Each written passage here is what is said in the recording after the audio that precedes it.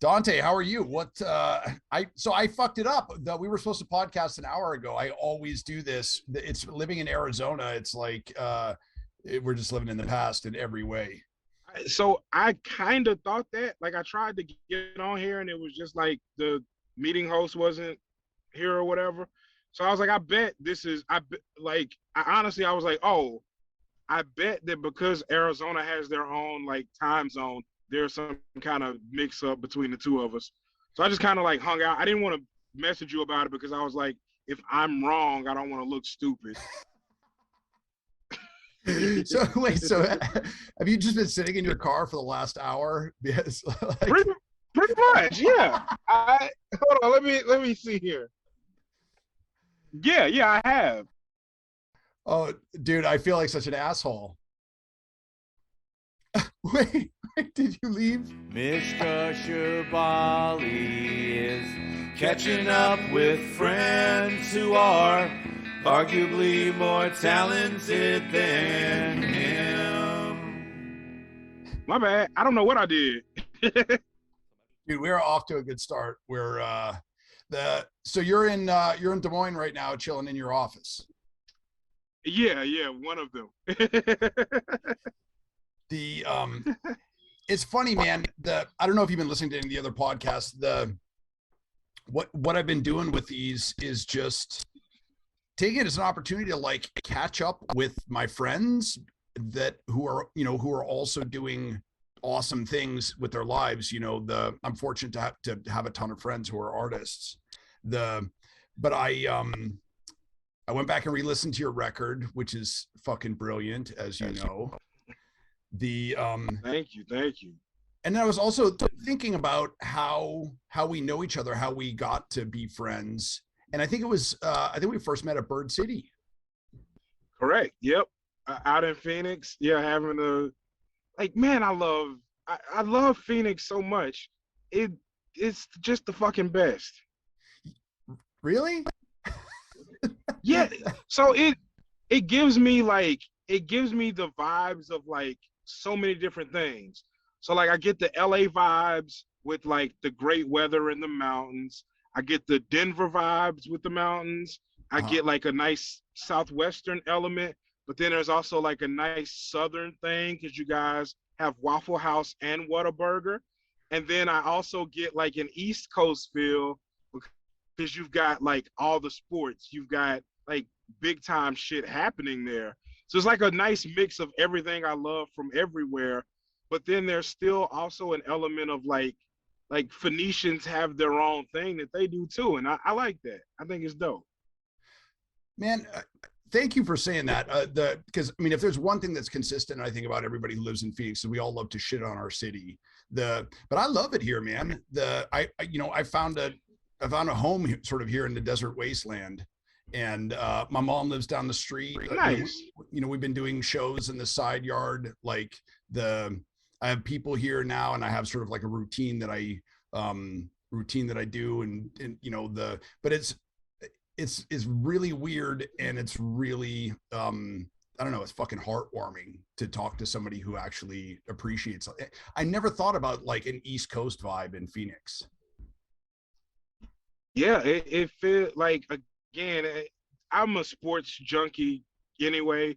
So like to be able to be downtown right there at like the Suns Arena and then to be able to drive out to is it Tempe with the football stadium Yep. or wherever that is. Like all those places are super dope and I just love that it has so much going for it. Like it really is a dope spot. The I was thinking about the first time that I met you at Bird City, and and what I remembered about it. And I remember you being a great storyteller and a really like amiable dude. And I feel like you've gotten so much spicier in the last couple of years. Uh, I mean, you know what, man? You get older and you start turning into your dad, right? I think that's what happens, and so I I'll be honest with you, man. The pandemic taught me that like the people I love are so valuable to me that the people I don't love don't matter. Like I don't have to stay mad at these people that I don't like or that don't like me. I can just turn that energy into love for the people around me. And so it's made me a much more like what I think you're saying is like spiciness is just a willingness to like, you know, you told me that when I saw Pogue, you wanted me to hug him for you. And I Yeah. did. But before I went in for the hug, I was like, hey, if this is a little extra long, it's because Mishka wanted me to hug you for him as well. And I just like really got in there and it felt good. And I was like that's the sort of spice you're seeing out of me now that in the past, I just would have been like, oh, hey, Kyle. Like I would have shaken his hand and like gone on about my day. But now I'm like, no, like this is someone that I cherish and like I have great memories with. And to I also have that with you. So to put the two together, it's like, oh, this is dope. And that I'm glad to say that the spice is rooted in that and not necessarily me being like I'm glad I didn't turn into shitty spice because that was an option. Yeah. The dude, you're making me tear up already. The Pogue is a large and huggable man. And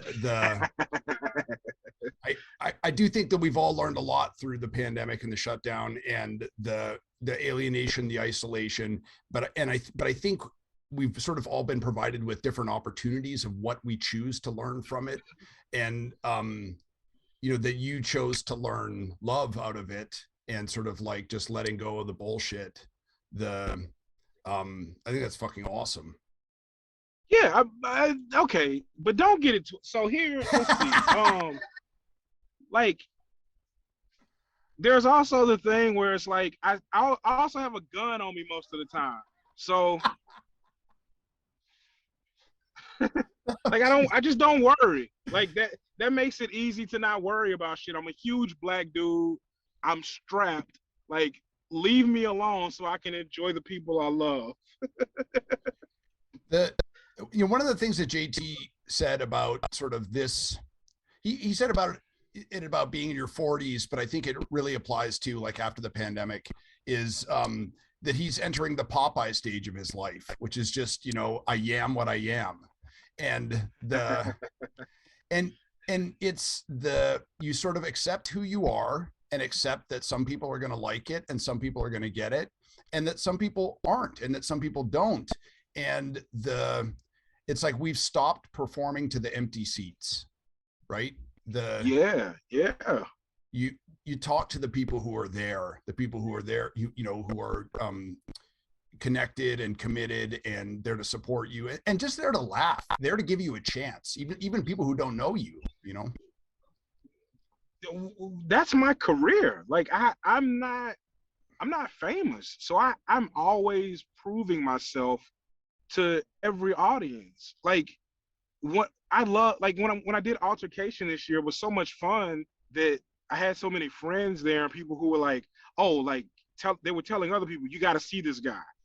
And it feels like I've been doing that for like years now, where it's like I show up somewhere, 3 or 4 people know me, they introduce me to 6 more people, and then the next time I come back, out of the 3 or 4 that I knew plus the 6 I met, out of those 10, now 5 people are there, and they're telling 8 people, and then I'm just slowly building this thing, and like it's fun when it feels like it did at Altercation, especially where it's like I I admire you so much, I admire JT so much, I admire Richard Douglas Jones so much. So when you guys are like hyping people up to watch me, I feel like, oh, I gotta deliver.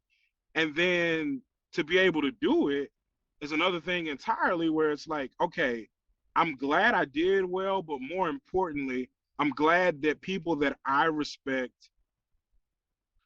probably aren't going to come away from this feeling less respect for me. Like, I'm glad that I didn't let them down. And that's cool as shit. I love that. I love it. Dante, you're famous to us. You know, there, you know, every comic who I talk to, you know, it's like, oh yeah, I'm interviewing, you know, Dante this week. Every single person was like, oh man, you tell him I say hi, tell him I send a hug. You know, I talked to Andy Baker from the UK, and he was like, oh my god, yeah, it's awesome you're talking to Dante. You know, so it's the you have become such an agile performer on stage. You know, going back and listening to your record and like, you know, listening to some of the bits that I know and bits that I've heard before and thinking about seeing you live, and you know, I know you're my friend, you're familiar, but every time I see you perform, I'm like, what is this motherfucker up to now? Like, that's the best compliment I received in a long time. It's like you're it's like as a performer, you're professionally shady. Like, keep an eye on this one. Yes, that is what I'm going for in a way that's like man, look, I want to be able to tell jokes that are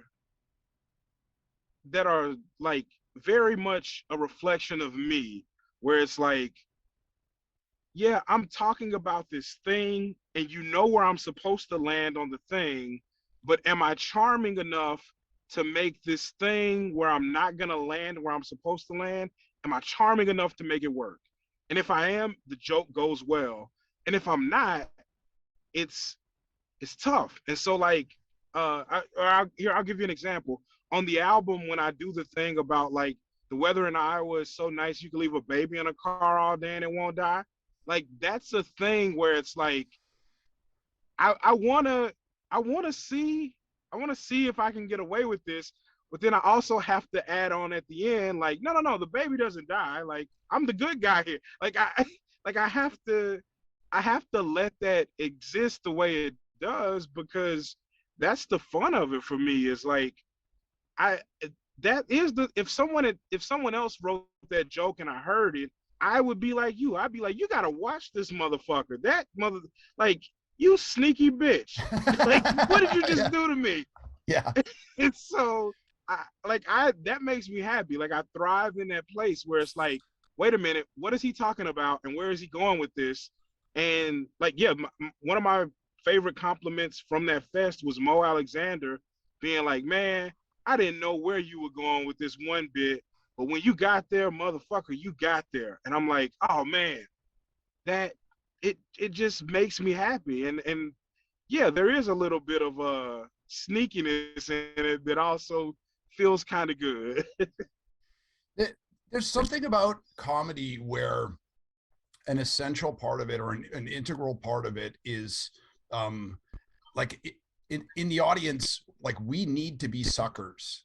We need to buy into the thing, and going there and being a fan, listening, investing in comedy, means that you need to allow yourself to be taken in. You need to allow yourself to be tricked, to be fooled, and we're counting on the comic to do that for us, but like, in a safe way.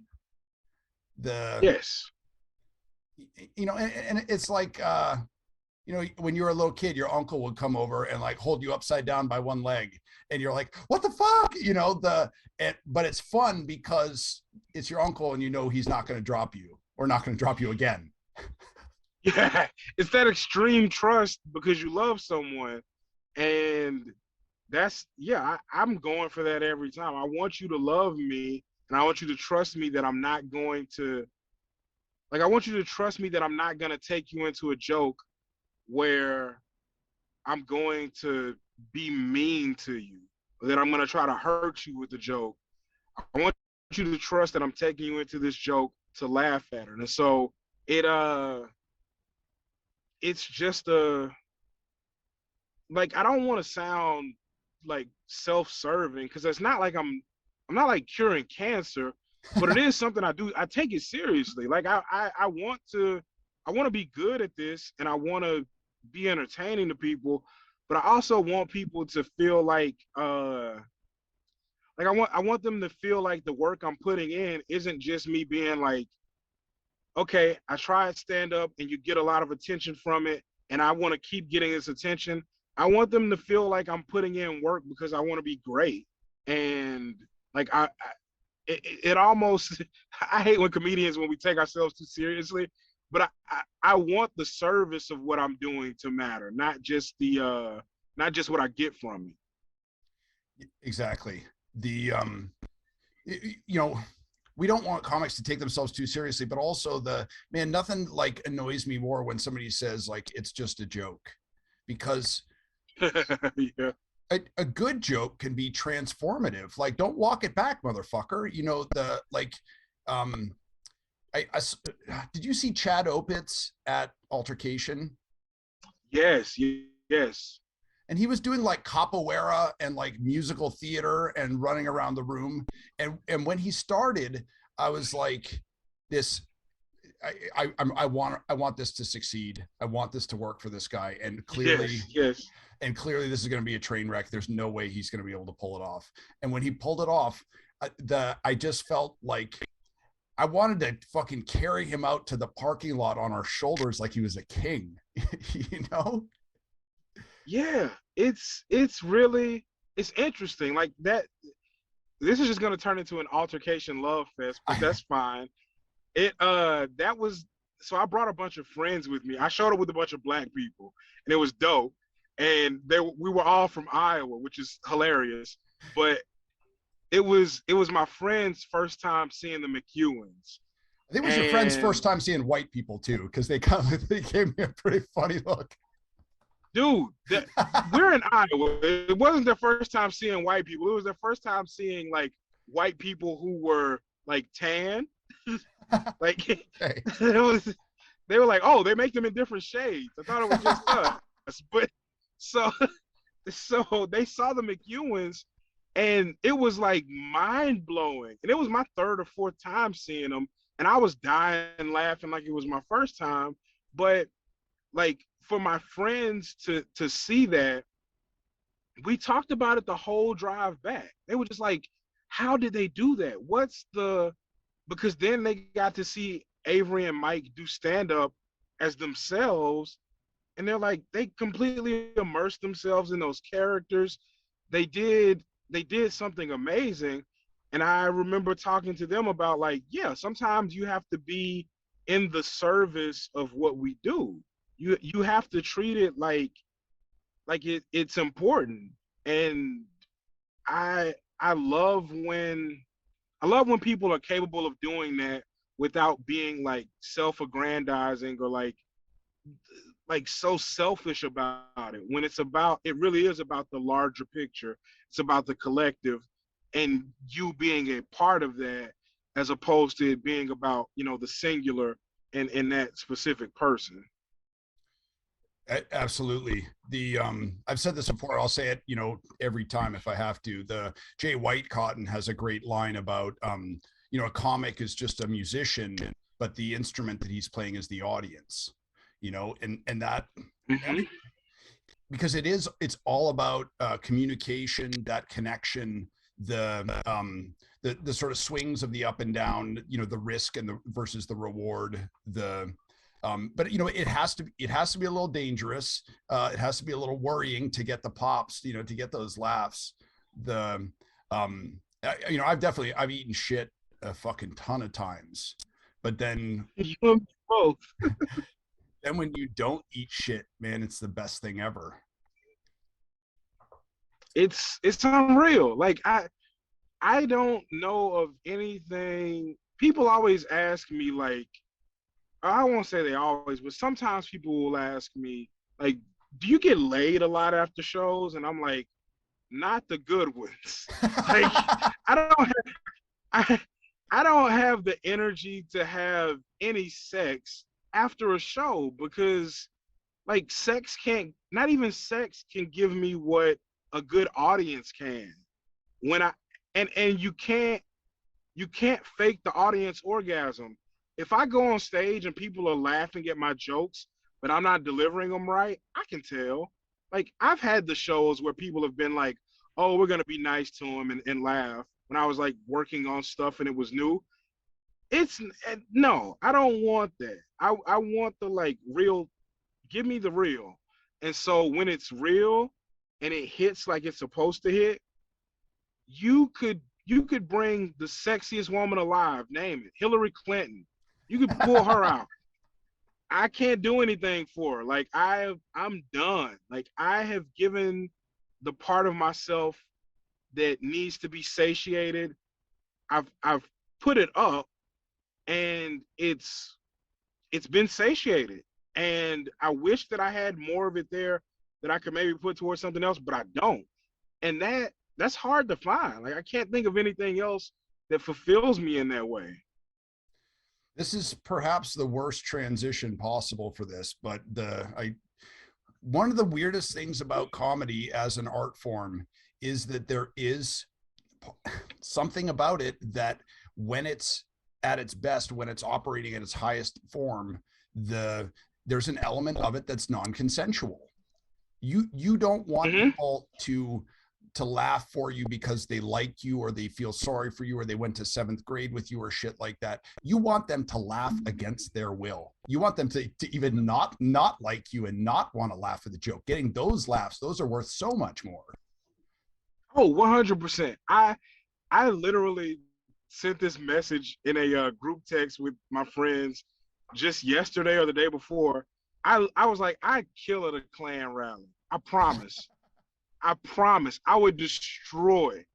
Like they would not know what to do after one of my sets. And I mean it. Like, because we were just talking about like what are standards you have for shows you do.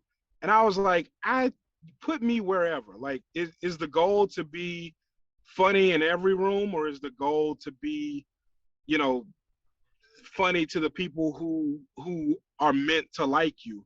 And I was kind of tottering on the fence, like not sure. And like I said, I had that thought where I was like, I'd kill for the Klan, like they'd find me funny.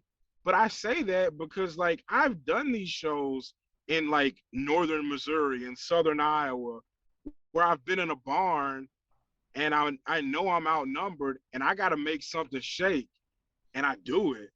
And it's fulfilling because after those shows, like there's a thing people can't control where like if you make someone laugh enough, they see the humanity in you in a different way, because they're like, oh, I identify with the thing he identifies with, and I thought nobody else saw that. And this guy made it fun. He made it something I could digest fairly easily. And so I get these people coming up to me and they're like, I mean, they're obviously not the most diverse in terms of how the makeup of like their friend group or like just the people they interact with is. And here they are like wanting to shake my hand, wanting to buy merch from me, wanting to buy like a magnet with my face on it to put on their refrigerator. And they've never even had an actual Black person in their house. And it's like that means something to me that I was able to make that happen because of something I thought of on the toilet. I used to bounce in bars in New York, and one of the best, most powerful laughs I found that I could get was if I could make somebody laugh as I'm throwing them out, like as I'm walking them out the door. Because then people just hate you so much in that moment. If you can make it's like, making your girlfriend laugh when you're fighting, that it's like, it's such a sweet thing. The what was your gateway drug for comedy? I know you're from Louisiana. When did you first have that moment where you were like, I could do this? Ooh, probably like Comic View on BET. When I was growing up, it was on every night. I'd watch it before bed, and then I'd go to school the next day, and my friends and I would just tell the jokes back and forth to one another. And then I saw Jamie Foxx's special on either Showtime or HBO, but It was called I Might Need Security. And he was just roasting these celebrities. And I was like, oh man, I could do that, because it's the same kind of thing that I was doing in the neighborhood. I grew up in like small town Louisiana, like very rural, kind of country, really poor, but it was the 90s, and there were drugs everywhere, and there was a little bit of violence mixed in, but it was still country. And so like I remember the dope boys where I'm from, they used to love me when I was a kid because I was just goofy. I just say the thing that nobody else would say. And I remember like there was one of them, and like when you think of the drug dealers, you think of the guys who were like, you don't mess with them, but one of them was cross-eyed. And when I was a kid, every time I hung out with him, I was doing it because I thought he was cool. I would cross my eyes, but then people were like, oh, he's making fun of him. And I was like, nah, I think it's cool. And so then he started wearing these sunglasses. And then when I go hang out with him again, I started wearing the sunglasses. And I like pull them down a little bit because I'm like, I want you to see the sunglasses, but I also want you to see that I'm still crossing the eyes. And it was like, that was the beginning of it for me, where I was like, I know that they're laughing at what I'm doing. I don't know how I'm going about it other than like messaging what I'm seeing. And so then at some point it clicked for me. I was like, oh, I was doing this. It looked like I was mocking him, but because of my innocence, the tough drug dealer couldn't get mad at me. He had to laugh at himself. And it's funny for everyone. Now the people that the drug dealer would normally be mad at for laughing at him, nah, man, it's a kid. We're not mad at that. We're all having a communal moment. And so it just then became a thing where it was like, okay, now I'm older and I understand how to go about doing this. I don't necessarily need to mock people, but I can draw attention to the thing that we all see that nobody's talking about, make it funny, and now we've cut the tension of it. It sounds like comedy and humor and jokes were also maybe a little bit of a survival tactic for you. Oh yeah. But I mean, again, these are, after a certain point, like these are also like my cousins and my like the people that are raising me, and they're like, so it wasn't even like I never really felt threatened where I was, because again, like these are the people I look up to, but they let me hang around them because I'm their guy. Yeah. And so it definitely could have become that if it needed to get to that point. But I think I think the way it became a survival mechanism for me was just like they were looking for any excuse whatsoever to be like, hey, you're too smart to get into what we're into, so you can hang around us and you don't have to worry about trying to be like us. You just go and do your homework. You just go and make good grades. You go to college. And then even as I went to college and dropped out and like finally got into comedy, it was the same thing. It was like, oh, that's Dante. Like, keep up the comedy, man. You got this. Like, even to this day, the guys back home, like, they love me, man. They're just like, that's our guy. Yeah. And it doesn't matter what I do, they're gonna support it. And that is dope to me. Yeah. The friend of mine got locked up once in New York, and he was in Rikers for whatever 3 or 4 days for, I don't know if it was like a traffic warrant or something, but but he was in jail. And when he got out, I was like, how was it?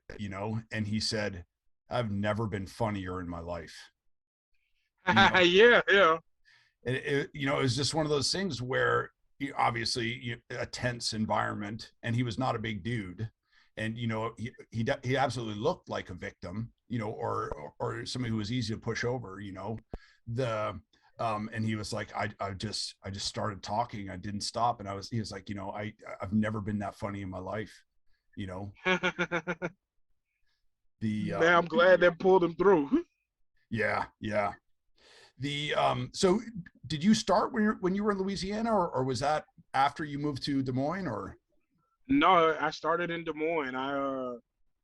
I moved to Des Moines in 2012. I started stand up in 2014, and it was just like one of my friends was like, "Hey man, I think you're funny. We should go to an open mic and you should do some stand up."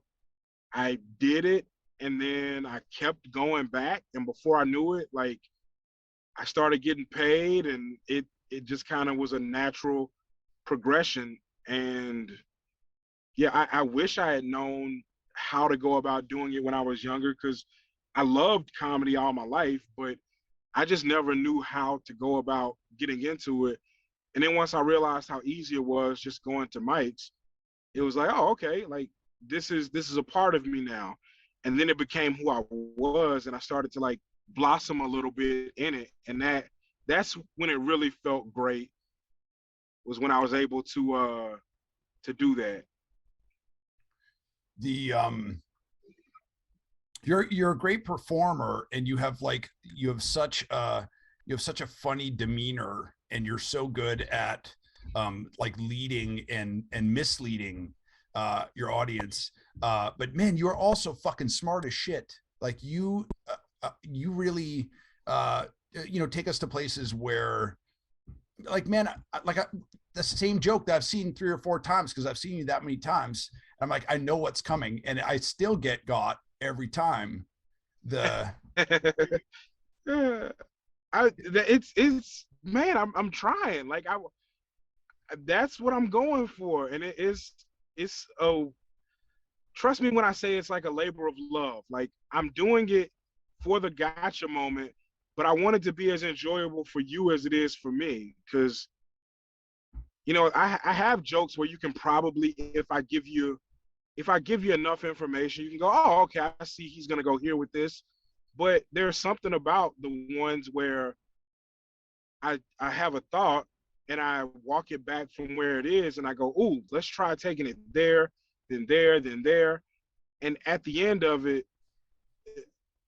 you're not like what you thought when you first heard the premise isn't as relevant. Like I have these jokes now about Chick-fil-A that I think people have gotten so, we've gotten so, like, I guess, like things are so binary in a way where it's like everything's polarized and you know what side of every topic you have to land on. And so I like writing the jokes where it's like, well, I thought I was going to land on this side of his joke, but he made a good point in the joke. But also, I don't even know what side he's actually on. Like, what? Like, at that point, what you end up doing is going, I don't know. It's just funny. And that's my thing. Yeah. I saw John Patrick Shanley speak once, and he sort of spoke at length about how to write a screenplay and how to write a narrative, and then he said something. He said, K sounds are always funny. Hard consonants are always funnier. He said, I can say what she was wearing was gauche, or I can say it was kabuki. And yeah. And it's fucking way funnier. And I can't think of why, but it's totally true. And I mean, that I was probably 17 when I saw him, and that has stayed with me, this whole time. It's at that Bird City where we met. I remember I hadn't been performing a lot, and I had been, I'm a songwriter, and then, sort of fell in with a bad lot, and, sort of started telling jokes and doing comedy.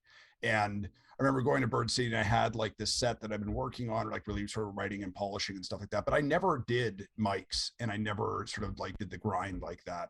And I went there, and my set list was like, vegans, millennials, Tinder, millennials eating ass, and it was just, it was like the fucking Eagles' greatest hits or something like that. It was every newbie comic was doing all those same fucking jokes. And I came back from that trip and I was like, man, if I want to do this, I need to work so much harder.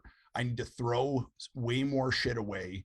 I need to, I need to get funnier. I mean, it's such a hack saying, but to think outside the box, and it's like and then altercation this year, it's like, you and Mo both had riffs about fucking Stephen Hawking, and I was like, oh, those black comics, all they want to talk about is neuroscience and Stephen Hawking. Yeah, man, like that. Look, yeah, and also they were totally different jokes. They were totally different bits, but that showed to me that I don't know, the comedy is like just so much bigger than the fucking shit you see on TV or my first initial, grasp of it. Listening to your record, sometimes I can sort of hear, and I mean this in a good way, not in a like a static frozen way, but I can hear that you've done your research and shit. I was like, this is an evening where Dante had something planned and then he got a fucking thought in his brain and he was like, I'm gonna have to miss this one. I'm on a thing, like I'm on to something, and then you just canceled your plans or whatever and stayed home. I'm like, you are describing me to a T. Like when my friends listen to this, they're gonna be like, I should message Mishka this date. Like they're just gonna send you screenshots of me being like, hey guys, I'm actually not gonna be able to make it. And it's just me being like, there's something here. What am I missing? And then just digging into it, it's like I have to find what it is, because it could be so many different things. There's a tag on one of my jokes on the album about where I say, in essence, that something is the baby bear porridge of something. Like it's the weather joke again. Gosh, it keeps coming up. I say the Iowa weather is the baby bear porridge of weather, where it's not too hot, it's not too cold, it's just the right temperature. And when I for that little tag that doesn't do a hell of a whole lot, I had to go and had to take myself to a place where I was like, what is it? Because I knew what it was, but I hadn't uncovered it yet, if that makes sense. I was like, there's something I want to say here, but I'm not presenting it right. Like I'm not making this clear enough. And I just sat down one day and I kept writing all these different, it's like this and it's like that and it's like this. And none of the analogies would analogy just right. And then I was like, just on a random day, thinking about who knows what, like Disney movies or something. I thought about, wait a minute. This is the baby bear porridge. This is it. It clicked and it's like, okay, put that in there. And I had to stop what I was doing, text myself a long message explaining what I was gonna do with it. And then it was like, all right, good to go. Conversely, there's another joke I have where I have a tag about Casey Anthony. If she grew up in Iowa, she'd just be a hot mom. And it's like, okay, that one was way quicker. That one I was like, okay, this one kind of explains itself. And so it's like both of them worked in the way I needed them to work, but I gave so much more to one of them, but the other one still means just as much. It's just that I want to put that care in if I need to. And from our perspective too, you can't hear in the telling that you worked hard on one of those and that the other one sort of came to you effortlessly. They both sound effortless. The baby bear porridge is so good because you got 3 B sounds in there, and porridge is just a weird, fucking old English. When's the last time you had porridge, man? Yep. Yep. Like the how was the pandemic for you? How was the shutdown? What did you lose in those 2 years? Your album dropped in the middle of it, right? The beginning of it. Right at the beginning. Yeah, right at the beginning. So I lost a year worth of touring, an album that I put a crazy amount of work into. I felt like I was on the cusp of like making a major jump.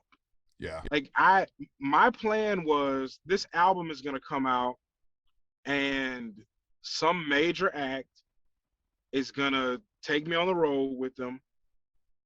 I'm gonna get a chance to work theaters, eventually get like regular feature and headliner work at clubs, and then I'll be off and everything will take care of itself from there. And then it didn't. I had to sit home, and all the shows I had booked, I lost. And I was supposed to headline Bird City, and they had to shut it down. It was a lot of stuff that I had on the books that just didn't come through, and I still haven't rebooked it. And so it's like that's the selfish stuff I lost. But like I lost a couple of uncles. I lost some coworkers at my day job. I lost a lot of respect for like people and watching them deal with things. And then in losing that respect, I like lost a lot of respect for myself. Like what I've come to realize now that we're still in it, but having all this experience, is that we were all just trying our best, but none of us knew what to do. And so I spent all this time with these judgy eyes looking at people like, oh, you wouldn't even wear a mask. And it's like, man, folks were just scared. Like, I know that's not an excuse for selfishness, but it is the reality. Like people didn't, like we ended up finding out that like the science on masks, we didn't know exactly what it was. So like people questioned it. Like that, it sucks. It was a terrible thing, but like I had to get rid of a lot of ego around it that, oh, just because I'm woke liberal who, listens to science, I wasn't right about everything. Like the people on my side made some mistakes. We weren't right about everything. And it sucks to think that going through a pandemic, I was ever in a position where the thought process wasn't like, be empathetic, be helpful, be kind, or whatever. It was like, no, I'm right and you're wrong. And so that still sticks with me now. But yeah, that's probably something that I lost, was like quite a bit of ego.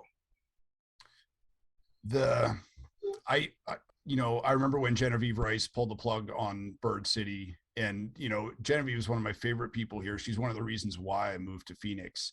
And and I'll admit it, that when she pulled the plug on Bird City initially, I was like, well, this is crazy. Why are you doing this? How bad can it be? And well, did she tell you she pulled the plug because of me? Really? Well, because I remember you and I were talking about you coming to do a show at my house with Bird City. She pulled it because of you. She told me that she said she hated me and she never wanted to see me perform stand-up again. And I was like, Genevieve, at some point this is going to come out on a podcast and people are going to look at you differently. She was like, I don't give a fuck, Dante. Tell them I don't even think this pandemic is real. I'm just doing it because I don't want you to succeed at anything. And I hope your album doesn't sell well. And I was okay with it because, Genevieve, live your life. But I just wanted that out publicly. I wanted everyone to know that. So please don't edit that out. Please, if you want to just edit it down to where that's all this podcast is, that's fine. But yeah, I just wanted that said out loud in public that Genevieve Rice canceled a whole entire comedy festival because she hates me. We're not doing any edits on this podcast in solidarity with the freedom fighters in Ukraine. We have donated our edits. They are actually nice. They're being there's a secret convoy they are carrying our edits to to Ukraine right now. No, the man, Excellent.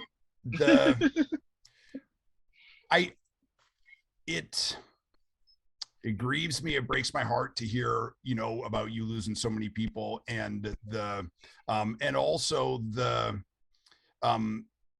with your album, you can make another album, but you can't make that album again, you know, and to lose that opportunity, like as artists, it breaks our fucking hearts, you know, Yep. but also watching you move through it, talking to you now, I don't detect a shred of bitterness or you know, or spite or any, or, you know, poor me, that kind of shit in you at all. Yeah, because the people that, so what I had to, it's all about perspective for me all the time.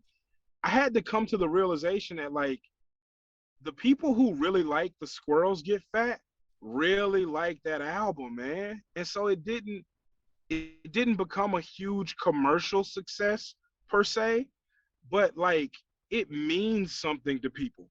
And that means something to me. And so it's like then we'll try again on the next one. We'll put money into promoting it.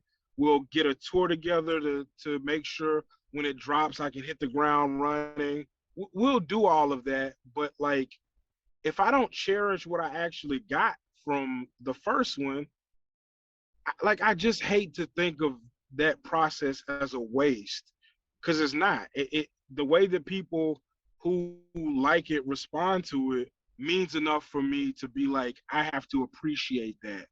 And so yeah, like I don't. You're right. There's no bitterness. There's no sadness or anything, because like that's a, like when you go look at the Wikipedia page for Bernice, Louisiana, it has me on it as a notable person with like the heroes I have from my town. And it doesn't make, I didn't expect to be anywhere near here. So to have an album that debuted at #1 and people liked, I'm elated, man. Like again, the next one we'll try. I'm gonna try to put effort into it to be commercially successful in a different way. But yeah, I'm choosing to take the approach that I need to be happy about what I got, not sad about what I didn't get, because what I got is great. I mean, I think the path that we're taking, to the path that we've chosen, is to not to mean a tiny little bit to a shitload of people, but to mean a lot to a very small group of people, and to, Right. you know, to find that to be rewarding. When I was 25, I was like running like a hot club in New York, and I was like, this ain't it, man. I'm just like I'm a fluffer for other people, but I'm not actually doing anything. So I just walked away and like bought a minivan and lived out of it for a year, like touring and playing music. And I was thinking like, I'm going to write a record while I'm on the road. And then when I get back, a label is going to offer me a deal and we're going to put the record out, and that's going to change my life forever. And I wrote a record when I was on the road, and a label, you know, did make an offer, and we put that record out, and it did fucking nothing. It did absolutely nothing. And it broke my heart. And like all the, I was all bitterness and spite. And now, Jesus, 14 years after that record came out, it still pays my phone bill every month. Yeah. Which is, and it's not, you know, it's not the limousine made out of gold with the tires made out of cocaine that like we had talked about, you know, but I'm 45 now, you know. I wrote these songs when I was 25, so 20 years ago, and Yeah. people are still listening to them, that it still means something enough, and even enough that they listen to it enough on fucking Spotify that pays nothing, that I get a little bit of royalties like every month. Right. I've had to reframe how I look at success, you know, but I plan on being dead a long time ago and I fucked that up. So Yeah, well, like the other thing to keep in mind for me is if the next one does well, the squirrels get fat will always be there. So that's just like a gift for them now. It's like, okay, if you like this one, check out the other one. Like I'm never going, it's never gonna go away. yeah. And that's something that I never got a chance to prepare for that. I never got a chance to prepare for the moment in my life where I realized, like, oh, I've made a thing that's gonna outlive me. Like most people have children and they go, oh, okay, like this is my legacy. Like my album is out there. So if I die right now, it's still out there. There's a piece of me that my unborn children can go to and go, that's my dad. That my nieces and nephews can go to and go, hey, I have an uncle that did this thing and it exists. That, you know, my parents can point to and go, we raised this. This is our parenting. This is what it created. And so uh, like there is no, I don't think there is a good way to prepare someone to be like, yeah, just so you know, you're making something that's going to outlive you in terms of creating legacy. But when I had the realization, it was like, oh yeah, I don't have to be bummed about what happened with it because now it's just there. Like it exists. I've done the hard part. The next one will get more people to listen to it. The one after that will get people to listen to the first two, and so on and so forth. But you've created some art that is out there and that connects with people for whatever reason somehow. Like I had to be proud of that. The other thing too is that like if you make art of quality, it goes out into the world and it keeps doing work while you're doing other shit that, you know, Yes. You can get totally burnt out and fucking be like, I've had it. And walk away from comedy and not do comedy for 5 years and then walk into a truck stop somewhere in the middle of the night and have somebody be like, Dante Powell, you had that thing about the squirrels get fat, right? You know, I was at a bar in Athens, Ohio once, and this is a long time ago because I was still getting shit faced. And I remember I was like upstairs. I was probably like upstairs doing coke with somebody, and then walked down the stairs, and I heard this song, and I was like, "This sounds super familiar. I know this song." And I walked down the stairs, and as I came down into the bar, I was like, "Wait, this is my song." And at that moment, like 6 people in the bar turned around and looked at me and they went, "Hey," you know, and wow. like I'll remember that moment for the rest of my life, you know, and if you haven't already had that moment with the squirrels get fat, you will have that moment, or you'll even have the part where you forget one of the jokes that's on there and then it'll come on randomly and you'll listen to it and you'll be like, yo, this shit is funny. Like it'll get, the jokes will get funny to you again, you know? I'm looking forward to that. I really am. Like there are small instances of being recognized and things like that that like are still really cool. But that's, yeah, you're right. Creating the art and letting it live and have its own life is one of the coolest parts. It's been fun even in the 2 years that, or I guess year and a half that the album has been out, having these random days where I'm just on Twitter and someone tweets at me, hey, was just listening to comedy albums and came across your stuff.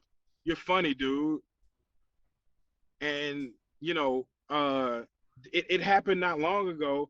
And this kid, so he goes to high school here in Iowa, and he just looked up Iowa comedians, and my name popped up, and he starts listening to my stuff, and he messages me, and he's like, "Do you live in LA? Like, are you in New York?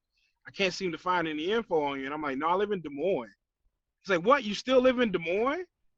He was like, you live in Des Moines and you have a Wikipedia page? And I was like, yeah, I do. So it was just nuts to me because he was like his whole thing was like, do you live in a gated community? Do you have security? He didn't understand how like, I was like, no, dude, I, like, I'm here. Like I literally was like, if you want tickets to a show and your parents will bring you, let me know and I'll comp you some tickets and let them, like, I'll get you in an early show. You can't drink, of course, but like you can come see a show. And it was like, to me, I was just like, oh, like, okay, this won't be a big deal. But to him, it meant something that I didn't understand because, like, as he later explained, he was basically me in small town Louisiana, not knowing that there are like minimal steps to take to be a stand-up comedian. So he's over there in the east side of Des Moines, loving comedy, finding me, loving my comedy, and then I get the opportunity to be the one to tell him, like, yeah, if you like comedy, in 2 years when you turn 18, start going to the open mic here, here, and here. I couldn't imagine what it would have meant for me if Cedric the Entertainer had read an email from me and been like, yeah, actually come to my show and go to the mic here, here, here, and here. Like, I would have lost my shit. So I'm trying to make sure that, like, I'm not potentially fucking up something for him, because like it kind of goes back to what we've been talking about this whole time. It's just good for it all to mean something. It's weird too, like the story that you were telling. It's almost like you got to time travel of, sort of Yeah. to like go back and visit, at like an alternate version of yourself. I've had stories like that, but the conclusion of that story is like, oh my God, you're Mishka Shabali. I had no idea you'd be driving for DoorDash. this is your future, kid. That'll be $19.50 or whatever the fuck, Yeah, please, tips not included. Yeah. What do you have going on this year? What are you looking forward to? I got twins due in September. Oh shit, October. That's right. So like that's I'm happy, man. Like I'm a happy dude. I got a couple of festivals I'm doing. I'm gonna try to get another album recorded before the babies get dropped off. I would like to do that right around the time they're due so that I can have it done.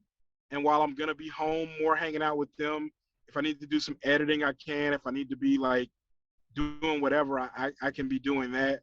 And then hopefully, either late this year or early next year, get that next album out just as like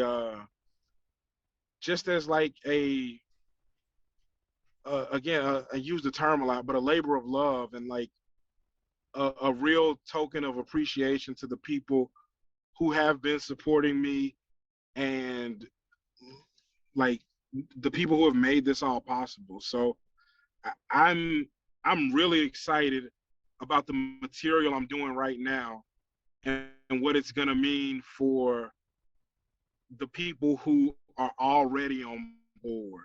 Like, I think it'll do well. I think it'll be a good introduction and people will come along for it. But I'm so excited for, like, my parents didn't know what a big deal it was, because I didn't even think of it as a big deal, but they didn't know that like I would potentially go number one. And when it happened, it was shocking to them. And they listened to the album and they were like, wait a minute, this is good. And so now they talk to me about comedy. They want to know, who should I be watching on Netflix, and who's your friend that does this, who's your friend that does that. And they care about they care about the material, they care about the content. And so I'm really looking forward to being able to come to them with another project, one that I think this time it's a little more personal and will have some stuff in there that I think they'll identify with a little better as well. And like seeing how it does, I'm excited to see if it does what I think it will.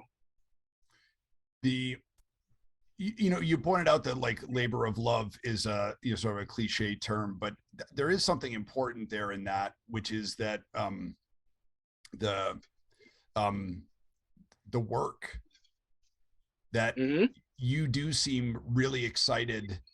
That's one of my own critiques of the stuff that I do on stage, is that I sometimes and I think this part of this is from like being on the road too much or like driving myself too hard, but it's to try to get the maximum laughs or the maximum response from a crowd while putting in the least amount of work. And Oh yeah. and that's, that can be it, and it's not uh comedy or performance or songwriting. It's not an investment strategy. It's not about getting maximum return for the least amount of effort. It's Yeah. I mean, it's like, what Chad Opitz did of like, I'm going to put so much fucking work into this. I'm going to put everything I have into this, and I think, knowing him a little bit now and having seen that performance, I feel like had he got nothing out of the crowd that night, he still would have gone home with a certain amount of satisfaction of like, I brought my A game. I did everything that I fucking could for those people to try to get to them. And if I couldn't get to them, at least I know that I did the best I'm capable of, and Yep. I don't know, man, it really, I don't feel excited or invigorated about creating or going out on the road or doing another record or something like that. So it's incredibly helpful. It's incredibly useful for me to talk to you and hear and see how much you're fucking chomping at the bit, that you can't wait to get back out there, to keep doing stuff, to see what a fan you still are of jokes and of Yes. and performing and liking other comedians, and you guys shut up, wait, I want to hear this guy. The comics are famous for talking in the back. That's one of the great things about Altercation, is to just see all the comics standing there with their mouths shut, just watching the person on stage, and like, we're with you, man, like, you pitch him, we'll catch him. It's such a support. Yeah. It's like it's really like a summer camp or a workshop or something like that. It's the best, man. It really is. There was a moment at Altercation when Derek Sheen was on stage in the middle of a story. There was just like a brief moment of silence where he was like just taking a breath or something. And I remember like beautiful lighting, and I'm standing kind of in the center of Kick Butt Coffee, and there's all this stuff going on, but like you could have heard a pin drop. It was like complete silence. No one pouring ice in a cup, no nothing. And then like a minute later, he delivered a punchline on a story, and the room erupted. And it was just like, man, that's mastery. Like, that was like, in the moment I was sitting there going, God damn, I gotta follow that. But like, Yeah. but I was also like, that's what this is about for me. I love seeing this happen. Like, I thought my whole life that I was the kind of person that would see that and be like, they should be clapping for me. But who I really am in that moment, is the guy that's like in awe of it, and it's like, wow, this is dope as hell. Yeah, I remember Derek's set because there was so much in there about like just all the shit that we've all been through in the last couple of years, of like grief and loss and anxiety and dread and staring into the abyss, and the sound of a room full of comics listening. Yes. It's incredibly powerful, right? Because Yeah. because we're fans, and because Derek's our friend, we love Derek, and like, you know, you want him to do well. And also, like, and tell me if I'm wrong, tell me if it's just me, but there's definitely a part of me when I'm watching y'all motherfuckers up there where I'm like, he better not do this. Oh no, that's too good. Like, or I'm gonna steal that shit. Or I can't believe it. Like, why did he think of that? Am I the only one doing that? No. I'm Okay. always looking at the joke with the comics glasses on as well. And the other fun thing is like when all that's happening and you can just go, oh hell yeah. Hell, like you think you've got it pegged, and then you're like, oh, this motherfucker, like, that's not where I thought that was going. Like, that's my favorite thing to do to people. So when someone does it to me, I'm like, ooh, yeah, okay, I see what you're doing. I remember going to see Fiery Furnaces play when I was probably whatever 28, and I went with my bandmate at the time, and we snuck in a bottle of vodka and we were like getting ripped, and we loved the band and we loved the show, but we left early because we were watching them play and the band was so good. We looked at each other and we were like, we got to go fucking practice. And we were shit faced and we went to the practice space and played for like 3 hours because we were like, we need to get better because this is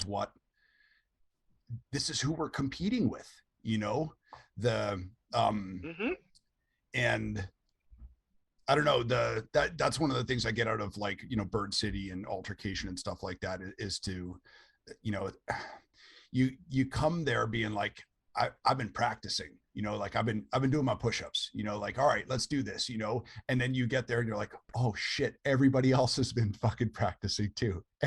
You guys have been getting better too. The Nothing in the world puts you in the mindset that you need to hit mics like the week after festival. Yeah. One last thing I want to interrogate you about before we dip. Let's do it. Honey Nut Cheerios, are they like an official sponsor? Are you guys in just like a casual thing? Where did that come from? It's casual. Yeah, so when I first started stand-up, my best friend Johnny, he's the one that talked me into doing stand-up. So I'm eternally grateful to him. Johnny is he's like a computer guy, but he also does like photography and like some graphic design. That's what he's excellent at it. And so he was like, I want to build you a website and I need to take some headshots for you. So he came over and I put on a shirt and a hat. He's taking these pictures and he's like, damn, dude, like, do you smile? And I was like, not really. Like, I just kept like, I look stoic and stiff and dumb. And he was like, man, like, I'm taking some good ones, but you're not smiling much. And I was like, there's a table right by where we are, and it still had the Honey Nut Cheerios I eaten for breakfast on it. So I like grabbed the box and I'm like, you mean like this? You want me to be a spokesperson? And he's like, actually, hold on. So he snapped a few and he was like, dude, these are actually pretty good. And so I was like, okay, fine. Like, whatever. Like, so he sent it to me and I saw it and I was like, okay, this is pretty silly and funny. Let me put it out there. And I posted it on like Facebook, Twitter, Tumblr, and Instagram. And the next day, like, I was up to like, I don't know, like 10,000 likes on Tumblr. And I'm like, uh-oh, something's happening. And so then the next day, it was up to like 100,000. And I'm like, uh-oh, something's really happening. So like a week later, I'm over 1 million and I've got all these people who are like, they're calling me Cheerios guy and this, that, and the other. And then it starts going viral on like Twitter. Then it goes viral on Instagram. And then it just like takes off all over the place. And so I tried reaching out to Honey Nut Cheerios and they weren't interested. I mean, they probably just researched me like a little bit and they were like, oh, we cannot do this. Like, we absolutely cannot have the honeybee hanging out with this dude. It's a little too much. but I still like people still love the picture. I'm thankful for it. I love it. It's a fun thing that happened that I'm like, all right, I'm just gonna let it go for as long as it goes. The when I was 15 years old, I won a Cheerios eating contest, and I was given a yellow Cheerios T-shirt, and I still have it 30 years later. Yo, that's dope. Ridiculous. The Dante, give us all your plugs. Where can people find you? Where are you performing? And most importantly, when are you going to come and do a show at my house? Well, let's answer that first. Whenever, man. Like I'm out here now. We can figure something out. We got to get you in before the kids drop. Yeah. Let's figure something out. And then wait, is Arizona? Because I can find stuff in Arizona. Is Arizona where Bisbee is? Is that? Yeah, Bisbee is whatever. It's 3 hours south of here. I have people down there. Christine Levine is down there. I actually need to make a trip down there. So who knows? Maybe if you're in town, I'll just fucking drive you down there and we'll hang out for a minute. I don't remember who it was. If whoever told me about Bisbee watches this, they were like, "Oh man, you should go to Bisbee. Those people would love you." And I don't know if that was like a compliment or what, but they mentioned it to me like 3 or 4 times in a conversation. They were like, "Hey, if you ever go to Arizona, make sure you try to get some shows in Bisbee because you seem like you do well there." I don't know what that means, but it is what it is. One way to find out. People, you can they can find me on Twitter at Dante Powell. They can find me on Instagram at Moose Rattler.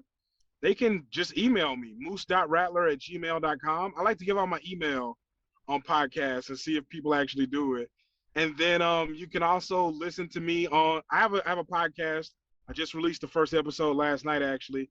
Awesome. It's called the Opinion Hated podcast, where I just take a random opinion that people seem to hate and I just talk about it. So like the first episode is that Arby's is bad. I dig into why I think that opinion is stupid and Arby's is actually pretty decent. So it's just going to be 15 to 30 to maybe 45-minute episodes each time where I just talk about random opinions and whether I actually hate them as well or if I like the opinion. So that's it. I'm going to be on the road soon. I definitely would love to come back to Arizona so we can definitely figure something out there. And yeah, if you want me to come through your city, let me know. We can figure something out. I'm about that life. Awesome. If people are still listening at this point, please sign up for my Patreon so that I can continue to buy Honey Nut Cheerios. And yes. I have a book that just came out that I'm selling that I'm doing all the shipping on my own. It's the fucking worst. It's such a nightmare. Never do Kickstarter because they give you all the money up front and you're like, yay. And then you have to do the work. And I hate it. Dante, dude, you are the best. Thank you so much for doing this. One of the things one of the last things I got to share with you is that just saying your name to other comics who know you makes them smile, if not fucking laugh out loud, because you're such a good comic and I don't know, you're just such a great dude. I'm so grateful that we got to just sit down and just shoot the shit for an hour. Thanks for having me on, man. Awesome. That really made me feel good. Awesome. Well, I will. I'll hit you up about the house show thing, and I'll see if I can get some Arizona shows rolling for you here. Thanks, man. I appreciate it. Awesome. All right. Take care, my friend. You too, man. Mishka Shabali is catching up with friends who are arguably more talented than him.